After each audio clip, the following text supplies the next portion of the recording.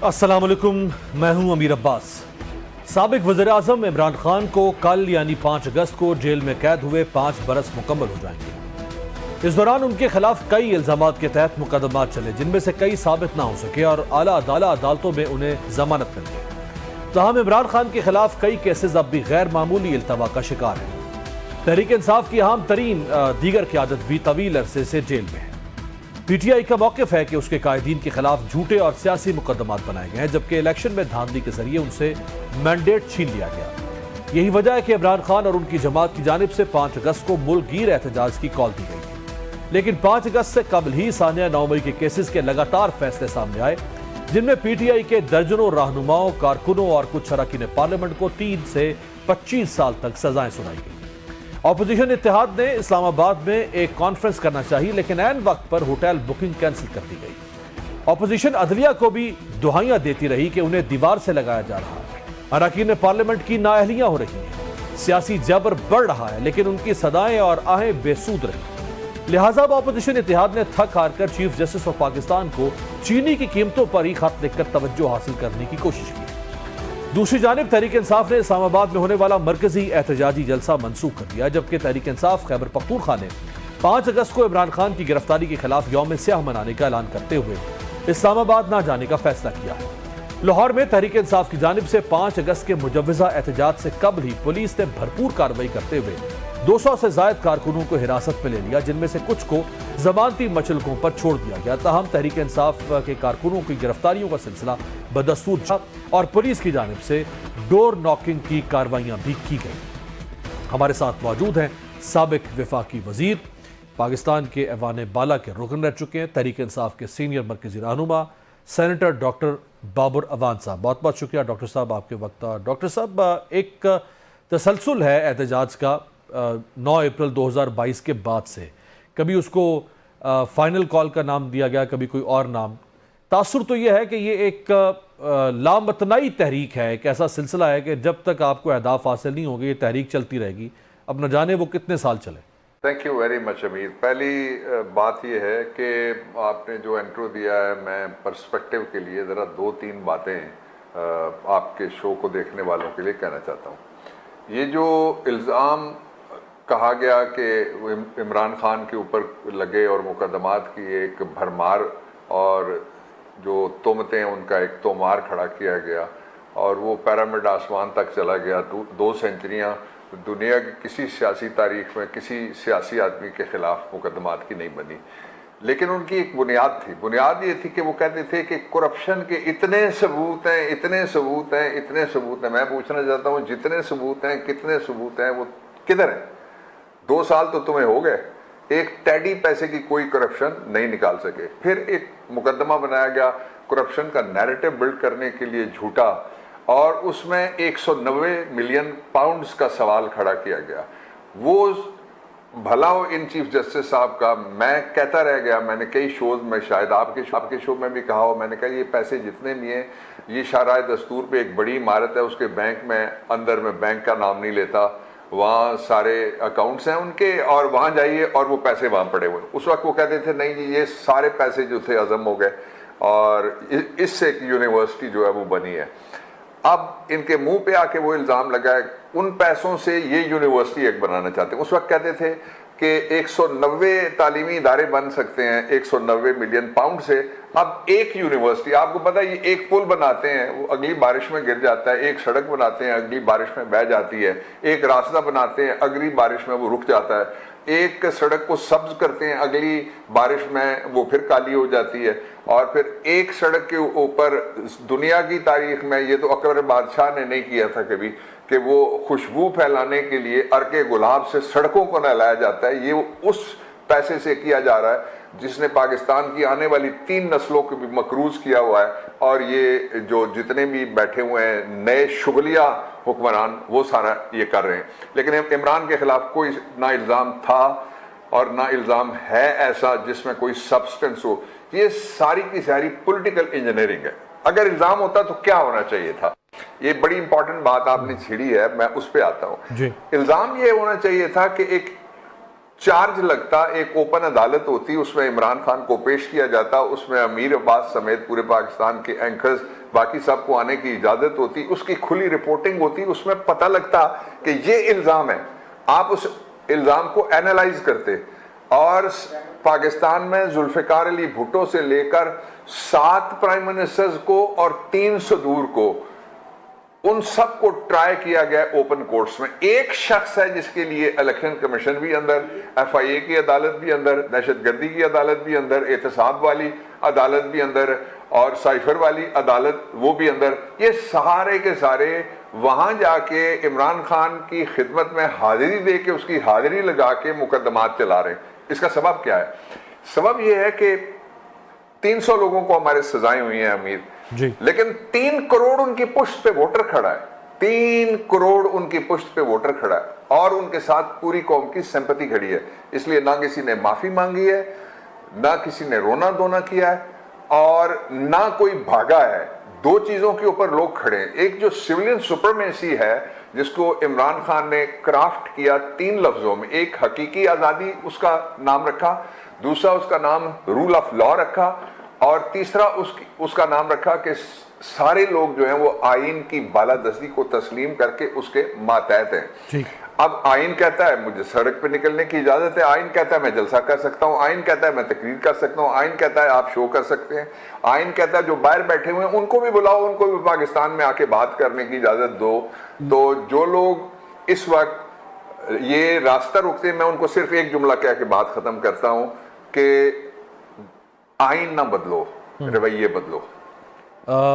Doctor साहब, आइन तो अब तब्दील होने जा रहा है, उस पर भी मैंने आपसे एक सवाल करना है, लेकिन पहले ये फरमाएं कि अपोजिशन को पुरअमन इज्तिमा हत्ता के 4 दीवारी में भी कॉन्फ्रेंस की इजाज़त नहीं मिली, सजाएं गिरफ्तारियां थोक के हिसाब से होती रहीं, अदलिया बकौल आपके खामोश है, वकला बेबस हैं, तहरीक इंसाफ को या अपोजिशन को ब्रेक थ्रू पर कहाँ से मिलेगा?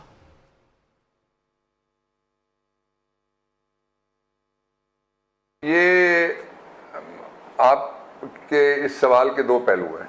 एक इल्मी पहलू है, ब्रेक थ्रू वाला जो है, तारीख है ना, सदा मिलता आया है तारीख में, सदा हुक्मरानी अल्लाह की रही है और बाकी जो है उनके बारे में किसी ने कहा था कि तुझसे पहले भी जो एक शख्स यहाँ तख्त नशीं था उसको भी अपने खुदा होने पे इतना ही यकीन था। एक और शख्स ने कहा कि ये वक्त किसकी रौनत पे खाक डाल गया, ये कौन बोल रहा था खुदा के लहजे में।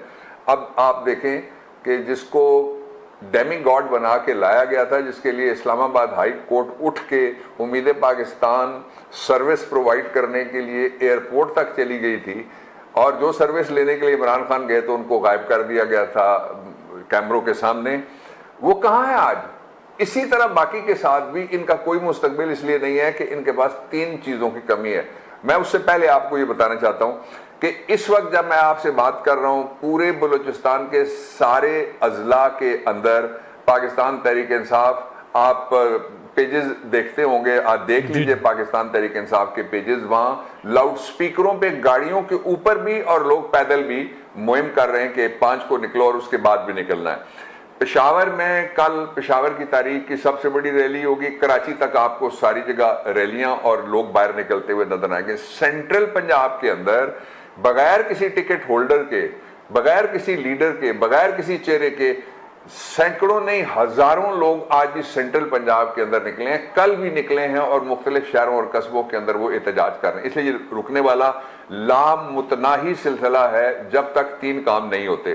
पहला काम ये है कि रूल ऑफ लॉ के मुताबिक हमें बाहर निकलने का हक है, ये किसी से हम रियायत नहीं मांगते। जो लोग इस वक्त आप देखिए जरा, इन्होंने किया क्या है, इन्होंने एक दफा 144 लगाया, कहां लगाया? गिलगित में, जीबी में, यानी कहां लगाया? AJK में, कहां लगाया? सिंध में, कहां लगाया? इस्लामाबाद में, कहां लगाया? पूरे पंजाब में, और कहां लगाया? बलूचिस्तान में। एक जगह ऐसी है जहां पे 144 नहीं है, आप देखिएगा वहां भी किस तरह लोग निकलते हैं और बाकी किस तरह निकलते हैं। इन्होंने ये जो चवल निजाम है, इसने पाकिस्तान को चवालिस्तान बना दिया है कि हर जगह दफा 144। किसी जमाने में कहा गया था उस्ताद दामन की तरफ से کہ ساڑھے ملک موجہ ہی موجہ، اگلا جملہ چلنا نہیں ہے اس لیے میں رہنے دیتا ہوں۔ چلے میں آپ کی اجازت سے یہاں ایک مختصر بریک سے واپسی پہ جس آئین کی بار بار ڈاکٹر صاحب بات کر رہے ہیں کہ آئین یہ کہتا ہے اور آئین وہ کہتا ہے، آئین کے ساتھ 26ویں ترمیم اور اب آئین کے ساتھ 27ویں ترمیم، بریک کے بعد۔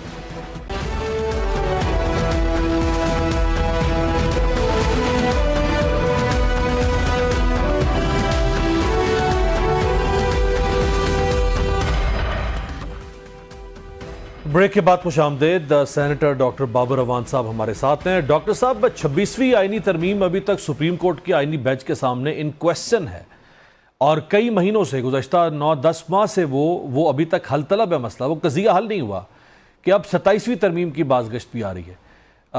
عدالتی نظام کس طرف جا رہا ہے پھر؟ عدالتی نظام بڑے حد تک، یعنی judicature of the country to a larger extent, وہ مقبوضہ ہو گئی ہے اور اس کے 3 ڈینومینیٹر ہیں۔ پہلا آپ نے خود کہا اور پوری قوم یہ کہہ رہی ہے کہ میں اس پہ پہلے آپ کو یہ ایک ڈیمو ٹائپ کی میں چیز بتاتا ہوں کہ ایران سے ہم شروع کرتے ہیں، برادر اسلامی ملک ہے اور اس کا تقریباً 2000 کلومیٹر کا ہمارے ساتھ بارڈر لگتا ہے۔ وہاں ان کے جتنے بھی بڑے تھے، خواہ وہ عسکری ہوں اور خواہ وہ بلسٹک سائنسدان ہوں اور خواہ وہ کوئی دوسرے ہوں، وہ سارے کے سارے عام لوگوں کے درمیان فلیٹوں میں رہتے تھے، اور اندر سے کچھ لوگ جو اسرائیل کے جارے اسرائیل اور غاصب اسرائیل کے پے لوڈ پہ تھے، انہوں نے اندر سے ان کو شہید کروا دیا۔ تو ایران میں کتنے لوگوں کا ٹرائل ہوا ہے؟ صرف ان لوگوں کا جن کے خلاف شہادتیں آئی ہیں، اور شہادتیں کس طرح سے آئی ہیں؟ سی سی ٹی وی فوٹیج کے ذریعے ایران نے شہادتیں، جس طرح لندن کے اندر ہنگاموں کی شہادتیں سامنے لائی گئی تھیں، وہ شہادتیں اکٹھی کی، اور پاکستان کی ایک عدالت نے جو نور مقدم کے مقدمے میں کہا کہ کریڈیبل سائلنٹ وٹنس ہے، جس کا نام ہے سی سی ٹی وی فوٹیج۔ اب چلے جائیے افغانستان، وار ریڈن ہے، وہاں نہ انگلش لیگل سسٹم کام کرتا ہے افغانستان کے اندر، اور نہ ہی اینگلو سیکشن سسٹم جو ہے وہ کام کرتا ہے۔ اب آپ آ جائیے، وہاں ہے کیا؟ ایک متبادل انہوں نے اپنا نظام دیا ہے جس کو وہ کہتے ہیں اسلامی نظام۔ ان کو 31+4 سال ہو گئے ہیں، اور اس عرصے میں رپورٹڈ کوئی کہ ان کی کسی عدالت نے اپنے ہی ملک کے بزرگوں کو، ڈاکٹروں کو، انجینئرز کو، بچوں کو، ماؤں کو، بہنوں کو دہشت گرد قرار دے کے 10 سال کی قید وہاں بھی نہیں ہوئی، اور اتنی بڑی تعداد میں۔ انڈیا کے اندر ایک خاص وہ اچار بیچتے ہیں جس کے اندر وہ پہلے دہشت گردی کا الزام لگتا ہے اور پتہ لگتا ہے کہ وہ فالس فلیگ تھا، یہ وہ اچار بیچتے ہیں، وہ بھی ہمیں نہیں پہنچ سکے، اتنا کام بڑا وہ بھی نہیں دکھا سکے جو یہ دکھایا گیا ہے۔ یہ ایک ڈینومینیٹر تھا۔ دوسرا یہ ہے کہ مقدمات کے لیے پچھلے جو ایک گزرے جج صاحب، وہ کہتے تھے وکلا کو، انہوں نے یہ کیمرے پہ کہا کہ میری مرضی میں کیس لگاؤں یا نہ لگاؤں، تو اب لگتا ہے یوں ہے کہ اس کا سایہ اور اس کی پرچھائی اور اس کی جو لیگیسی ہے وہ کسی نہ کسی جگہ پہ موجود ہے، اس لیے کہ ہمارے کیسز نہیں لگ رہے۔ تیسری اور سب سے بڑی بات یہ ہے کہ 26 کانسٹیٹیوشن امینڈمنٹ کے بعد جو ڈسپنسیشن بنی ہے سپریم کورٹ میں، اس میں جو ہی درخواست جائے گی ارلی ہیئرنگ کو، تو 15 دن کے اندر اس کا لگنا ضروری ہے۔ رول تبدیل ہو گئے سارے پچھلے، لیکن اس درخواست کے ساتھ شرط یہ ہے کہ اس پہ عمران کا نام نہ ہو، اس پہ پی ٹی آئی کا نام نہ ہو، اور اس پہ کسی مظلوم کا نام نہ ہو۔ کوئی عام کیس ہوگا اگر کسی کا بھی، زید بکر کا، تو وہ لگ جائے گا۔ اب اس سے ایک کریڈیبلٹی کا اتنا بڑا سوال پہلے ہی کھڑا ہوا، پتہ نہیں کس نمبر پہ ہم آتے ہیں انٹرنیشنل جو جوڈیشل سسٹم ہے اس کی رینکنگ کے اندر، اب تو اس سے نیچے لڑک گئے ہم، اس لیے کہ لوگوں کے کیس ہی نہیں لگ رہے۔ فیصلہ جو مرضی ہونا ہے، کیس تو ٹائم پہ لگنے چاہیے تھے۔ میں جو کہنا چاہتا ہوں دوسری بات، وہ اس سے بھی امپورٹنٹ ہے، وہ یہ ہے کہ اب جو حاجی بوٹا صاحب ہیں ایم این اے، جنہوں نے لا نہیں کیا ہوا، پتہ نہیں میٹرک کیا ہوا، کس طرح سے کیا ہوا، وہ سارے جتنے بھی ہیں ان کے پاس چلی گئی ہے اپوائنٹمنٹ۔ نہ صرف اپوائنٹمنٹ گئی ہے، مجھے ایک فارمر ریسنٹلی ریٹائر ہونے والے پہلے سے آگے والے 3-4 میں سے میں گول کر کے بات کر رہا ہوں کہ یہ نہ ہو کسی کے پاس کچھ پہنچ جائے پوچھنے والا ہی، تو انہوں نے جو کہا، انہوں نے کہا کہ इस तरह की बुरी हालत मैंने कभी नहीं देखी। वो चीज जस्टिस ऑफ पाकिस्तान रहे, मुझे 2-3 दिन पहले किसी जगह उनसे मेरी मुलाकात हो गई सर राय। तो ये जो सिस्टम है ये चल नहीं सकता, इसलिए कि ये अवाम की ख्वाहिश, उनकी मर्जी, अवाम की रजा, अवाम की बैत, अवाम के वोट, अवाम के फैसले को मुस्तरद करता है। इसलिए जो मर्जी ये कर लें, रास्ता सिर्फ 2 जगह से खुलेगा। पहला रास्ता, जब तक इमरान नहीं आएगा, इस्तेकाम नहीं आएगा।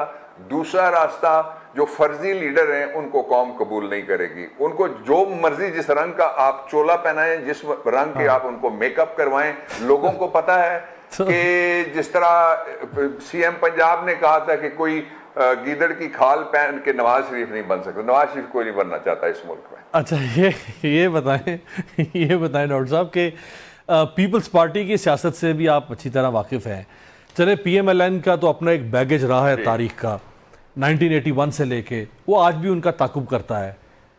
आसिफ अली जरदारी साहब उम्र के 70 साल अब अपने ज़िंदगी की बहारें देख चुके हैं। फ्यूचर आगे बिलावल साहब का था, ही इज़ 36 और 37। उनको नहीं एहसास हो रहा कि इस निज़ाम जिसको उन्होंने कांधा दे के रखा हुआ है, इसकी सारी इल्स, इसके सारे स्टिग्मास, ये बैगेज के तौर पे बिलावल साहब इसका बोझ उठाएंगे और ये उनका ताकुब करेगा। देखिए, 2-3 पहलू हैं। जब मैंने गालिबन आमिर भी के शो में जब बीपी की शहादत हुई थी तो मैंने कहा कि गोली शहीद बीबी को लगी है तो वो जो इनकलाब था पार्टी के अंदर वो मर गया। अब उन्होंने पहले तो सरेंडर किया पूरा पंजाब एक स्कीम के तहत कि हमें सिंध में ना छेड़ें। ये तो ऑब्वियस है ना, नविश्ता है, दीवार है, इसलिए मैंने कभी डिस्कस नहीं किया। मेरे बहुत ताल्लुक रहा है बहुत लंबा अरसा, इसलिए मैं 2 अशरे से ज़्यादा मैं नहीं डिस्कस करता। लेकिन ये पॉलिटिकल कमेंट के तौर पे मैं आपसे इत्तेफाक करता हूँ। अब उसका नतीजा ज़रा आप देख लीजिएगा। उसका नतीजा ये है कि क्या लैंग्वेज थी मोहतरमा के बारे में। ये जो वज़ीर इस वक्त जो बिलावल साहब के साथ बैठते हैं उनकी क्या लैंग्वेज थी, उनके क्या रिमार्क्स थे। हम तो कुड़ते थे, हम लड़ते थे उनसे, हम झगड़ते थे। मेरी ज़मीन और रायविंड की ज़मीन नहीं मिलती, इसलिए मेरे साथ उनका कोई पर्सनल झगड़ा नहीं है। मुझे इमरान खान भी कहते हैं कि तुम्हारी सबसे लंबी स्ट्रीक है इनकी मुखालफत की। जो एक पहलू ये है, हम तो उसके लिए, कॉज के लिए लड़ते थे। दूसरा इसका पहलू ये है कि अब उनकी सियासत चली गई है एक अदना दर्जे के कॉम्प्रोमाइज के ऊपर, जिसमें वो हर काम के लिए, मिसाल के तौर पे एक काम ऐसा था, मैं इस पे कोई डिबेट करना चाहे तो मैं उसके लिए भी तैयार हूं। आपको पता है कि एक जो उसका ट्रूथ सोशल है अमेरिकन प्रेसिडेंट का जी, उसके ऊपर एक वो लिखता है कि मेरी तेल की डील हो गई है। इससे पहले हमारी पेट्रोलियम मिनिस्ट्री ने कहा कि हमारे कोई मुज़ाकरात हो रहे हैं, हमारे को फॉरेन ऑफिस ने कहा कि कोई मुज़ाकरात हो रहे हैं। सिंध के चीफ मिनिस्टर को पता ही नहीं है, वो अभी भी नहीं बोलते, ये सारे नहीं बोलेंगे, अभी भी नहीं बोलेंगे। इस याद है आपको जब 3 जजीरों पे ड्रिलिंग 2019 के अंदर इमरान खान ने करवाना शुरू की थी कराची में, तो यही तेल था ना, वही कोस्ट है ना अब भी। तो उस वक्त तो ये सारे उछल के आते थे कि ये सिंध की जमीन है, और हमने उनसे बात की, उनको राजी किया, और उनको जो मुतलका कॉन्स्टिट्यूशनल फोरम्स के ऊपर बैठ के राजी किया। आज उनको सांप कौन सा सूंघ गया है? आज वो क्यों नहीं बोलते कि जो कॉन्स्टिट्यूशन, एक सिर्फ रजा रब्बानी मेरे दोस्त हैं, उन्होंने बात की है कि कॉन्स्टिट्यूशन के अंदर लिखा हुआ है कि जिस सूबे में वेल हेड होगा उस सूबे का पहला राइट है, उसको पूछे बगैर आप हाथ ही नहीं लगा सकते रिसोर्स को। और उसकी दूसरी मिसाल ये है कि अभी जो मिनरल्स का act provincial assembly of KPK ने बनाने की कोशिश की है, उसके अंदर कितने सवाल उठे, इसलिए कि वो सारे मिनरल्स उस सूबे के हैं। बिल्कुल, तो ये तो सारा सिंध सरेंडर हो गया ना लड़े बगैर। राइट। तो इसलिए इनका तो इन्होंने खुद कॉम्प्रोमाइज किया है अपना मुस्तकबिल, इसमें किसी को गिला नहीं किया जा सकता। बहुत बहुत शुक्रिया जनाब डॉक्टर बाबर रवान साहब हमारे साथ थे, और वो फरमा रहे हैं कि बहुत कुछ कॉम्प्रोमाइज़ पीपल्स पार्टी और उनकी लीडरशिप इस इक़्तिदार के उसूल के लिए, या ये जो अभी इस वक्त हाई सिस्टम है जिसको खुद PMLN के लोग हाइब्रिड सिस्टम कह रहे हैं, उस सिस्टम को खड़ा रखने के लिए, उसको कायम रखने के लिए, जारी रखने के लिए पीपल्स पार्टी बहुत कुछ सेक्रीफाइस कर चुकी है। प्रोग्राम में एक ब्रेक शामिल करते हैं। ब्रेक के बाद ईरान के सदर डॉक्टर मसूद पेज़ेश्कियान का दौरा कितना कामयाब रहा और उससे पाकिस्तान और ईरान को क्या फ़ायदे हासिल हो सकते हैं, उस पर बात करेंगे।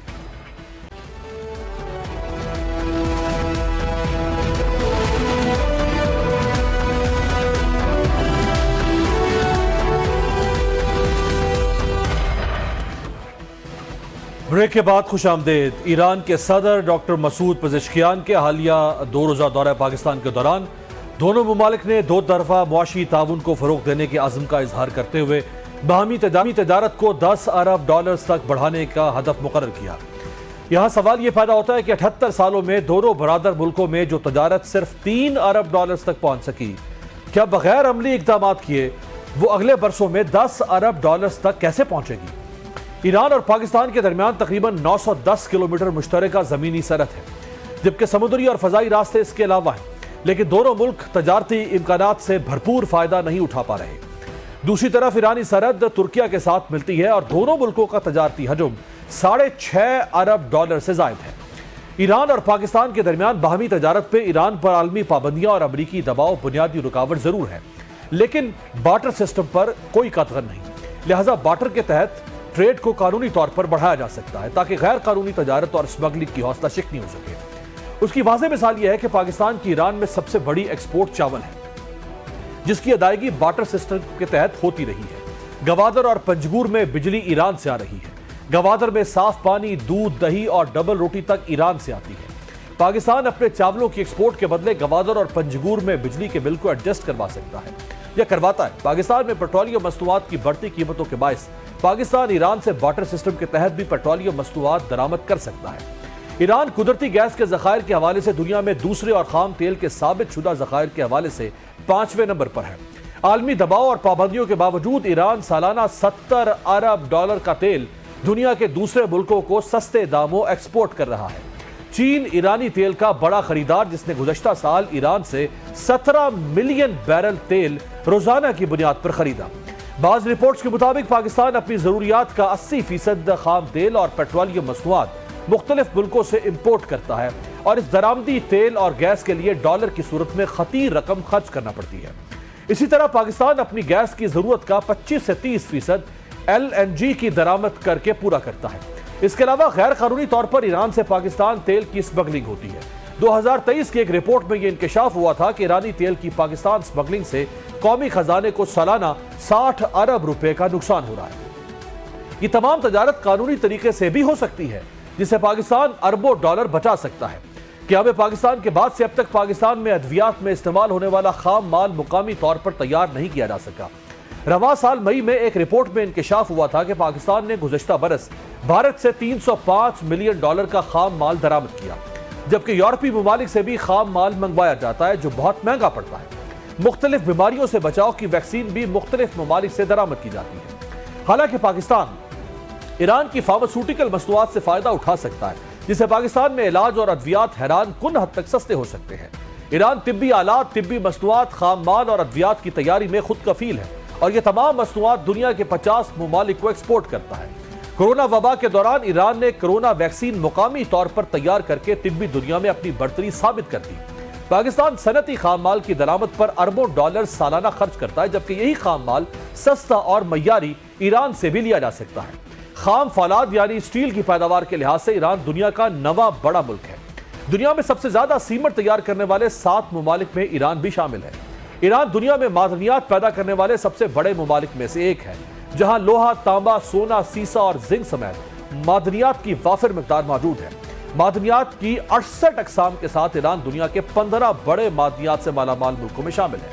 ایران کے پاس مشرق وسطیٰ کے سب سے زیادہ سونے کے ذخائر ہیں، جبکہ پاکستان سالانہ 28 سے 30 ملین ڈالر کا سونا دنیا کے مختلف ملکوں سے امپورٹ کرتا ہے۔ پاکستان نے مالی سال 2024-25 کے دوران 8 ارب 14 کروڑ ڈالر کی غذائی اشیاء مختلف ملکوں سے امپورٹ کی۔ پاکستان یہ تمام اشیاء قانونی طور پر امپورٹ کر کے اربوں ڈالرز بچا سکتا ہے۔ ایران خوراک اور زرعی مصنوعات ایکسپورٹ کرنے والے بڑے ملکوں میں سے ایک ہے۔ ایران زعفران اور پستے کی پیداوار کرنے والا دنیا کا دوسرا بڑا ملک ہے، جبکہ کھجور اور اخروٹ کی پیداوار میں ایران دنیا کا تیسرا بڑا ملک ہے۔ پاکستان گیس، پیٹروکیمیکل انڈسٹری، تعمیراتی مصنوعات، سٹیل، سیمنٹ، صنعتی اور زرعی مصنوعات اور پینٹ کے علاوہ ہر قسم کے پھل جیسے سیب اور انگور وغیرہ بھی ایران سے امپورٹ کر سکتا ہے۔ پاکستان میں اچھی کوالٹی کی کپاس پیدا ہوتی ہے جو ایران کو ایکسپورٹ کی جا سکتی ہے۔ اس کے علاوہ پاکستان کے ریڈی میڈ گارمنٹس بھی ایران میں خاصے مقبول ہیں۔ پاکستان چمڑے کی بھی بڑی صنعت ہے اور ان مصنوعات کی بھی ایران میں کافی مانگ ہے۔ ماہرین کا کہنا ہے کہ انڈیا ترکیہ اور چین سمیت کئی ممالک ایران سے تجارت کر رہے ہیں، حتیٰ کہ بیلجیم، فرانس اور سوئٹزرلینڈ بھی بذریعہ ترکیہ ایران سے تجارت کر رہے ہیں، لہٰذا پاکستان کو بھی اس موقع سے بھرپور فائدہ اٹھانا چاہیے۔ اس کے علاوہ پاکستان اور ایران عام سیاحت سمیت ریلیجس ٹورزم کو بھی فروغ دے سکتے ہیں، جو بہت بڑی صنعت ہے۔ ہر سال اربعین کے موقع پر پاکستان سے تقریباً 2 سے 2.5 لاکھ افراد 4 سے 4,500 بسوں کے ذریعے براستہ سڑک پاکستان سے ایران اور پھر وہاں سے عراق کا سفر کرتے ہیں۔ ان کے علاوہ بڑی تعداد میں پاکستانی زائرین پورے سال ہی ایران میں مقدس مقامات کی زیارت کے لیے جاتے ہیں۔ اسی طرح عام سیاح اور کاروباری افراد کی بڑی تعداد بھی پورے سال ایران کا سفر کرتی ہے۔ اس صنعت کو فروغ دینے کے لیے نہ صرف زمینی راستوں کو محفوظ بنانا ہوگا بلکہ بحری سفر کی سہولیات میں اضافے سے بھی معیشت کا ایک نیا باب کھل سکتا ہے۔ یہ ساری صورتحال پر بات کرنے کے لیے ہمارے ساتھ موجود ہیں ماہر بین الاقوامی امور، قائد اعظم یونیورسٹی کے پروفیسر ہیں ڈاکٹر قندیل عباس صاحب۔ بہت بہت شکریہ ڈاکٹر صاحب آپ کے وقت۔ اور ڈاکٹر صاحب، پاکستان اور ایران دونوں ممالک، ایک طرف چین تو دوسری طرف یورپ اور اسی طرح مشرق وسطیٰ تک تجارتی سرگرمیاں بڑھا سکتے ہیں۔ چین پہلے ہی ایران کو ون بیلٹ ون روڈ منصوبے سے متعلق اپنا ایک اہم اسٹریٹجک پوزیشن رکھنے والا ملک قرار دے چکا ہے۔ وجہ کیا ہے کہ پاکستان اور ایران کے معاملات معاشی طور پر اس طرح نہیں بڑھ پائے جیسے بڑھنے چاہیے تھے؟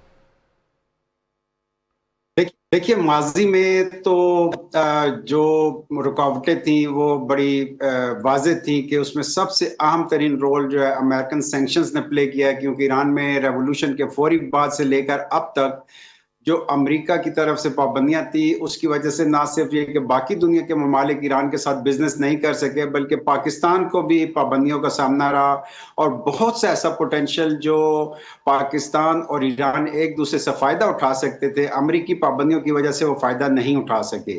لیکن ان پابندیوں کے ساتھ ساتھ کچھ پولیٹیکل ول کی بھی بات ہے، نہ پاکستان میں وہ ول نظر آئی نہ ایران میں وہ ول نظر آئی۔ یہی وجہ ہے کہ اس کے باوجود کہ باقی دنیا کے ممالک امریکی پابندیوں اور مغربی دباؤ کے باوجود ایران کے ساتھ یا ایران ان ملکوں کے ساتھ بزنس کر رہے ہیں۔ خاص طور پہ آپ مثال لے لیں انڈیا کی، تو انڈیا کا بہت بڑا ایک انویسٹمنٹ ہے ایران کے اندر، اور انڈیا نے ایک عرصے میں امریکہ سے ویور لے لیا تھا کہ استثناء، یعنی انڈیا کو مل گیا تھا کہ وہ ایران کے ساتھ بزنس کر سکتے ہیں۔ لیکن انفارچونیٹلی یہ ہوا کہ ہمارے ہاں کافی سارے جو ڈائنامکس تھے جس میں ہمارا پولیٹیکل انسٹیبلٹی اور پاکستان کی جو ترجیحات ہیں وہ خاص طور پر اہم تھیں۔ اس وجہ سے میں سمجھتا ہوں کہ پاکستان اور ایران ایک دوسرے کے پوٹینشل سے فائدہ نہیں اٹھا سکتے۔ لیکن اب جو دونوں ملکوں کو ایک فل فلیج وار کا سامنا کرنا پڑا، یعنی پاکستان پر انڈیا نے حملہ کیا اور ایران پر اسرائیل نے حملہ کیا، یہ وہ چیلنجز تھے میرا خیال ہے کہ جس نے پاکستان اور ایران کو ایک نئے شروعات کی طرف پش کر دیا ہے، اور اب دونوں ملکوں کا اعتماد ایک دوسرے کے اوپر بہت بڑھ گیا۔ اس کی وجہ یہ ہے کہ جن دو ملکوں نے ایران پہ اور پاکستان پہ اٹیک کیا ان کا آپس میں ایک کلوز الائنس ہے۔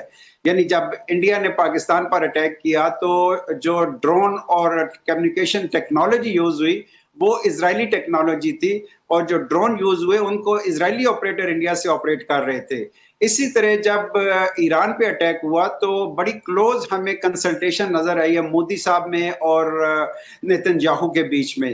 یہ وہ ایلیمنٹس ہیں کہ جس کی وجہ سے میں سمجھتا ہوں ایران اور پاکستان ایک نئی شروعات کی طرف جا رہے ہیں، اور جو ایرانی پریزیڈنٹ کا بھی وزٹ ہوا ہے اس میں ایک تو پاکستان کا انہوں نے شکریہ ادا کیا کہ مغربی دباؤ کے باوجود پاکستان نے بڑا واضح موقف اختیار کرتے ہوئے اسرائیلی حملوں کی مذمت کی، اور اسی طرح ایران کا جو رول تھا پاکستان کی حمایت میں وہ بھی واضح تھا۔ لیکن اب صورتحال کچھ چینج اس طریقے سے ہوئی ہے کہ پاکستان نے ایک تو اپنے جو اقتصادی تعلقات ہے ایران کے ساتھ اس کو بڑھانے کا فیصلہ کیا، جو کہ $3 ارب سے $10 ارب کی طرف لے جانے کی بات ہے۔ یہ اگلے فیصلہ ایران کے جو رئیسی ان کے پاکستان میں وزٹ کے دوران ہوا تھا، لیکن اس کے بعد کوئی عملی اقدامات نہیں ہوئے۔ لیکن ابھی جو 12 ایگریمنٹس ہوئے ہیں اور MOU سائن ہوئے ہیں، اس میں کچھ عملی راستے نکالے گئے ہیں۔ ان عملی راستوں کے ذریعے کوشش کی جائے گی ڈاکٹر صاحب یہ جن MOUs کا آپ ذکر کر رہے ہیں، ماضی میں بھی پاکستان اور ایران کے مابین کئی بار فری ٹریڈ معاہدے ہوئے لیکن ان پر کوئی فعال طریقے سے عمل درآمد نہیں ہو سکا۔ مثلا 2019-20 سے لے کر 2023-24 تک کے 5 سال کے دوران ایران کے لیے جو مجموعی پاکستانی برآمدات ہے وہ صرف اور صرف $130,000 رہی۔ اسی عرصے کے دوران 2 سال تو ایران کے لیے پاکستانی برآمدات صفر بھی رہی تقریباً، جبکہ صرف گزشتہ 1 سال میں ایران سے پاکستانی درآمدات 1 ارب 22 کروڑ ڈالر سے زائد رہی۔ سو ایم او یوز اور یہ سب کچھ تو ہوتا رہا، لیکن کوئی خاطر خواہ نتیجہ تو نہیں مل سکا۔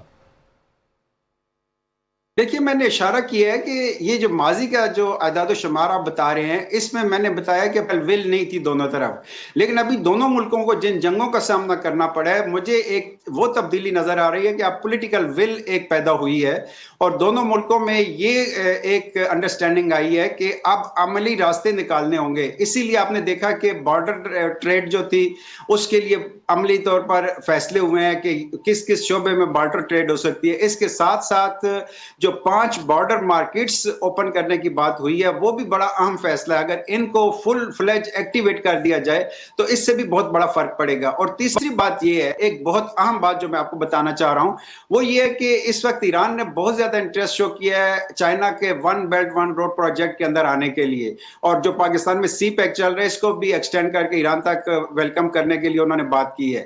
یعنی اس میں آپ یہ دیکھ لیں کہ ماضی میں پاکستان کے جو ریلیشنز تھے چائنا کے ساتھ، پاکستان کے اوپر بہت زیادہ دباؤ رہا، امریکی مخالفت بھی رہی، لیکن ہم نے اپنے نیشنل انٹرسٹ میں چائنا کے ساتھ جو ریلیشن بنائے، اس میں امریکی دباؤ یا مغربی دباؤ کو قبول نہیں کیا۔ اب جو چینج آئے گی نیئر فیوچر میں اور آنی چاہیے، وہ پولیٹیکل ول میں یہ ہوگا کہ ایران بھی اس میں انکلوڈ ہو جائے گا جو پاکستان کا نیشنل انٹرسٹ ہے۔ یعنی اس ریڈ لائن کو بھی ہم امریکہ کو اور مغربی ممالک کو کنوے کریں گے کہ پاکستان کو انرجی کرائسس کی وجہ سے سوشل اور پولیٹیکل انریسٹ کا سامنا ہے۔ اگر ہم چیپ ریٹ پہ جو ہمیں انرجی کے ریسورسز ایران سے مل رہے ہیں، یہ اگر نہیں لیتے تو پاکستان کے لیے نیشنل انٹرسٹ پورے کرنا مشکل ہوگا۔ اور اس بنیاد پر میرا خیال ہے وہی پالیسی مغربی ممالک کے سامنے رکھنی ہوگی جو ہم نے چائنا کے بارے میں رکھی تھی۔ اور اس لیے میرا خیال ہے کہ ڈاکٹر صاحب آخر میں فرمائے گا کہ ایران اسٹریٹجک طور پر یورپ، ایشیا اور مڈل ایسٹ کے درمیان ایک بڑے تجارتی راستوں کے سنگم پر واقع ہے، اور ایران کے 15 پڑوسی ممالک ہیں، اور اسی لیے ایران لاجسٹک کوریڈور کا مرکز بھی ہے۔ تو جو ایران کی جغرافیکل پوزیشن ہے، پاکستان کی بھی بڑی اہمیت ہے جغرافیائی طور پر، اس سے کیسے دونوں ملک ایک دوسرے کو فائدہ دے سکتے ہیں؟ دیکھیے، اس پہ یہ تو کوئی نئی پوزیشن نہیں ہے، ماضی میں بھی یہی رہی ہے، لیکن اب فرق یہ پڑا ہے کہ دنیا کی پولیٹیکل ہسٹری میں پہلی دفعہ یہ ہوا ہے کہ 2 نیوکلیئر پاورز نے ایک نان نیوکلیئر پاور پہ اٹیک کیا اور وہ اس سے اپنے مقاصد حاصل نہیں کر سکے۔ یعنی اس کا مطلب یہ ہوا کہ وہ جنگ ہارے۔ اب اس کی وجہ سے جو ایران کی ریسپیکٹ پورے ریجن میں بنی ہے، پوری دنیا میں بنی ہے، اس کے بعد کئی دنیا کے ممالک ایسے ہیں جو ایران کے ساتھ ریلیشنز بنانا چاہ رہے ہیں، اور ایران کی اس پاور کی بیس پر خاص طور پر پرشین گلف ریجن کے اندر ہمیں نظر آ رہا ہے کہ جو ریجنل کنٹریز ہیں وہ ایران کو یقین دلانا چاہتی ہیں کہ اب وہ ایران کے خلاف اگر کوئی ایگریشن ہوتا ہے اس میں اپنا رول پلے نہیں کریں گی۔ اور یہی وجہ ہے کہ انٹرنیشنل پاورز کو بھی سمجھ آ گیا ہے کہ ایران کے خلاف طاقت کے استعمال سے وہ اپنے مقاصد حاصل نہیں کر سکتے۔ یہ وہ چیز ہوگی کہ جس کی وجہ سے عالمی طاقتوں پر ایک دباؤ آئے گا کہ ایران کو آئسولیٹ رکھنے کی بجائے اب مین اسٹریم ریجنل اور انٹرنیشنل پولیٹکس کے اندر ایران کو لایا جائے اور پھر گیو اینڈ ٹیک کیا جائے۔ تب ایران کو بہت سی چیزوں پہ انٹرنیشنل لا کے مطابق ایک انٹرنیشنل جو پروسیس ہے اس کے اندر شامل کیا جا سکتا ہے۔ یہ وہ چیز ہوگی کہ میرا خیال ہے جو ایران کی جیو پولیٹیکل امپورٹنس ہے اس کو میچور کرنے میں بیسک رول پلے کرے گی۔ بہت بہت شکریہ جناب ڈاکٹر فناس صاحب ہمارے ساتھ تھے۔ پروگرام میں آج تک اتنا ہی، آپ سے ملاقات ہوگی کل۔ دیکھتے رہیے گا جمہوریت۔